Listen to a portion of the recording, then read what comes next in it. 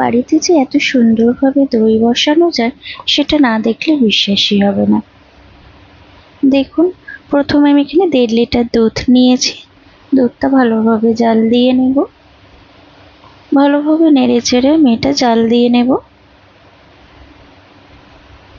ফুটিয়ে ফুটিয়ে প্রায় আমি এটা অর্ধেক করে নেব। এখানে দই বীজ আর চিনি নিয়ে নিয়েছি। ছোট কাপেরটা নিয়েছি ক্যারামেল বানানোর জন্য। দেখুন, দুধটা আমার প্রায় অর্ধেক হয়ে গেছে। এবার এতে চিনি, বড় কাপের চিনিটা মিশিয়ে দিয়ে ভালোভাবে নেড়ে চেড়ে নিচ্ছি। এবার এদিকে ছোট কাপের চিনিটা দিয়ে ক্যারামেল বানাতে দিয়ে দিলাম। প্রথমে মিডিয়াম ফ্লেমে রাখবো, তারপরে লো ফ্লেম করে দেব।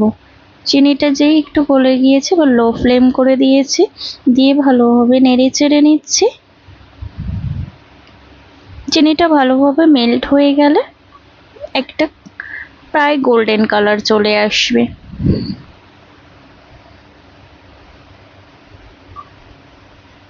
দেখুন, হালকা হালকা কালার হচ্ছে।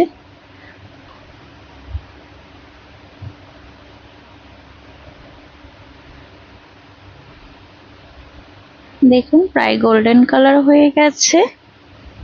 এবার আমি এতে 1 হাতা দুধ ওখান থেকেই তুলে নিয়ে আমি এর মধ্যে দিয়ে ভালোভাবে নেড়ে চেড়ে নেব। ক্যারামেলটার সাথে ভালোভাবে মিক্সড করে নেব। ভালোভাবে মিক্সড করা হয়ে গেছে। এবার ক্যারামেলটা আমি বাকি দুধের মধ্যে ঢেলে দেব, দিয়ে ভালোভাবে নাড়িয়ে নেব। দেখুন, পুরো ভালোভাবে মিক্সড করে নিচ্ছি। এবার এখানে একটা পাত্রে আমি দই বীজ তুলে নিচ্ছি কিছুটা। এই দই বীজটা ভালোভাবে ফাটিয়ে নিতে হবে।